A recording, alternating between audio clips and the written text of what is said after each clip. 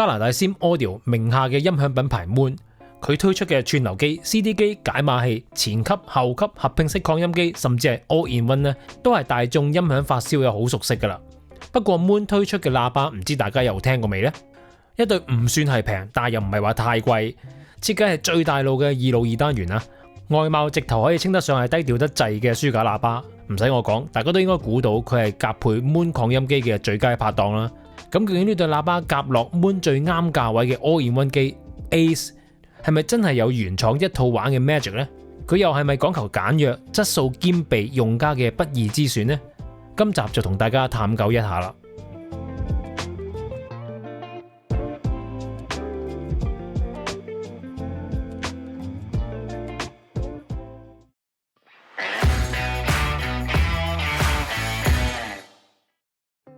Hello， 各位大家好，我係國人，歡迎嚟到 freeversion.com。今日同大家實試嘅產品呢，就係加拿大 Sim Audio Moon 嘅喇叭喎，就係 Voice 22啦，一個2路書架喇叭。如果大家都覺得我哋啲片拍得幾好睇嘅話呢，咁記得俾個 like 同埋考慮下 subscribe 啦。2路書架仔好大路啊，咁究竟係咪開箱聽聲都一樣咁大路呢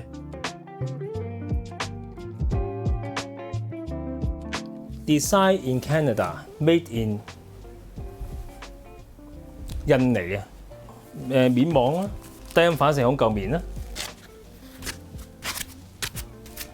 咁樣喎，係咪好靚啊？呢對喇叭叫做 Voice 22，開咗啦。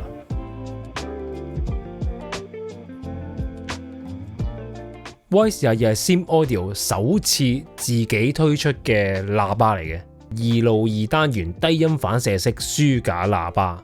特別咧係同廠方200至到300系列，或者係今次我實試夾配嘅 Ace All-in-One Streamer DEAD-M 最夾嘅黑色鋼琴光面焗漆，望落去咁平凡嘅喇叭喺設計上面有啲咩特色呢？咁廠方表示咧，呢對喇叭係採用咗名為 CGD Curve Groove Damping 嘅獨家技術啦。呢個技術咧係申請緊專利嘅，據了解咧就可以有效控制聲箱嘅多餘震動啦。而我實試嘅感覺咧，就係佢大音壓嗰陣時個箱都係非常之定嘅，極少雙聲。單元方面咧係用一隻29mm 直徑嘅半球體絲膜高音，比一般嘅書架喇叭嘅高音係大啲，而且仲加咗個比較厚嘅圓邊，提升咗高音嘅效能啊。高音前面亦都配咗個 wave guide， 即係導波器啦，又係可以提升單元嘅效能啦。要留意呢個高音同中低音咧係比較接近嘅。呢種設計咧，亦都進一步令到兩隻單元嘅相位更加一致。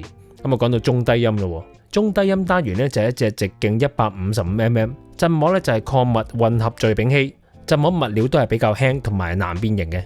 單元支架咧就係鑄鋁製造，咁啊為單元提供一個比較穩固嘅運作平台。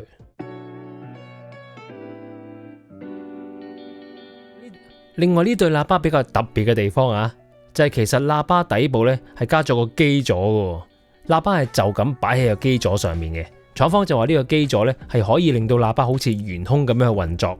我嘅理解咧就係呢個座令到喇叭同埋佢坐落嘅平面係 decouple 咗，所以咧喇叭放腳架當然係最好啦。但係如果你係需要就咁放喺家私上面咧，呢一種設計嘅喇叭係可以較一般普通設計嘅喇叭獲得一個較為理想嘅聲音表現嘅。好啦，睇睇 spec， 呢對喇叭係非常之容易推嘅，靈敏度高達89 dB。壓定阻抗咧就係6ohm，頻率響應咧係50 Hz 去到24 kHz 嘅。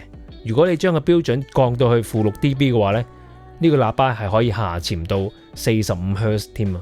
分頻點定咗 1.5 kHz， 尺寸咧就係如圖示啦，唔算好細對，亦都唔算好大對啊。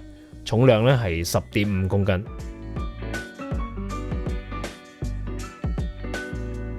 好啦，咁啊睇睇喇叭嘅後邊啦。咁喇叭後邊好簡單嘅啫。Single wire 設計，咁啊大型 binding post， 咁就喇叭叉插、焦插都完全冇問題噶啦。然之後咧上邊咧就會有個低音反射孔喺後邊嘅，好圓潤嘅低音反射孔啦，就減少呢個氣流繞射嘅噪聲啦。大路嘅機背啦，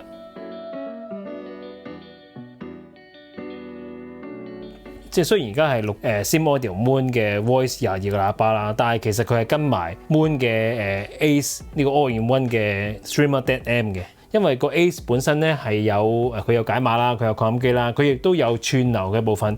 咁串流亦都支援 Roon 嘅，咁我用 Roon 已經控制晒佢所有嘅嘢，包括埋揀歌啊同埋音量控制啦，應該都係 perfect match 噶啦。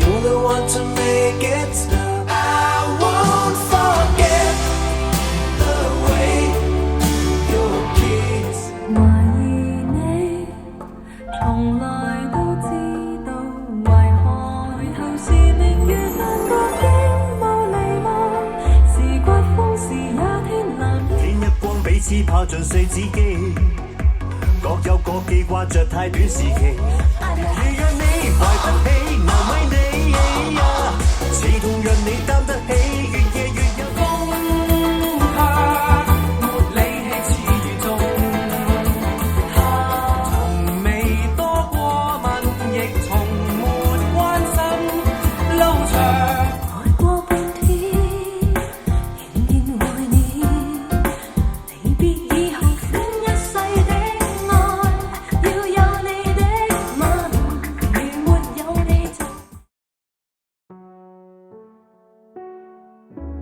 即係我對 Moon 會出喇叭咧，其實冇乜概念嘅。即係 Moon 嘅擴音機咧，就試過幾次，反而就有概念啊。咁啊，啲聲音咧就係有質感啦，飽滿啲啦。聽歌仔咧，其實係一流嘅。咁如果去到貴價啲嘅型號咧，古典樂爆棚啊、爵士啊，乜嘢都搞得掂㗎。以流行曲為主，以聽歌仔為主，咁但係亦都可以兼顧埋呢啲 Hi-Fi 嘅元素落去啊。咁Ace 呢部機咧，其實就即係叫做 All-Rounder 啦。咁價錢亦都唔係太貴。咁所以基本上咧，其實佢都係一個聽歌仔嘅一流嘅選擇嚟嘅。咁啊，今次夾埋呢個Voice 22嘅喇叭咧，佢同擴音機嗰個聲係一模一樣嘅喎，係完全將擴音機嗰個特色發放出嚟喎，同埋都係 tune 出嚟嘅聲係入耳順耳嘅。特別係呢個價位嘅朋友，好多時都係買翻嚟簡單啲一套機。其實呢對喇叭亦都唔算好難推。即係我都幾 strongly recommend，即係如果你係買呢對喇叭嘅話，就真係冇理由唔買埋 Moon 嘅擴音機啦。好啦，咁有啲咩不足嘅地方咧？即係我諗買呢個喇叭嘅人咧，多數都係買 Moon 擴音機嘅人咯。但係買 Moon 擴音機嘅人咧，就會買其他喇叭咯。咁所以其實呢個喇叭要獨當一面，為發燒友所熟悉咧，其實都仲要繼續努力嘅。咁唔係話佢唔好，係即係佢始終Moon 呢個牌子都係出擴音機為主。咁另外就呢個價位嘅喇叭咧，其實我覺得佢個樣係比較太正路啦，正路到不得之了。咁當然佢賣聲啦，咁但係喇叭都賣樣噶嘛。咁啊，我覺得咁平實嘅樣咧，就好似有少少保守。不過咁話說回頭，雖然佢係保守，但係佢嘅做工好靚喎。佢雖然係印尼做啦，但係佢嗰個鋼琴焗漆咧係做得非常之靚。等反射向後，咁你擺位嗰陣時就唔好太貼後牆啦。咁呢個其實就唔算不足，呢個係設計特色嚟啫。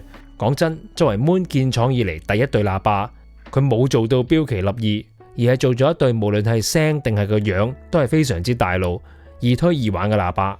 咁可以播放到足夠音壓，細緻豐富，聲音實淨，聲底偏厚，絕對係聽流行曲嘅好選擇，亦都真係好適合夾 Moon 嘅擴音機，將 Moon 嘅音樂感盡情咁釋放。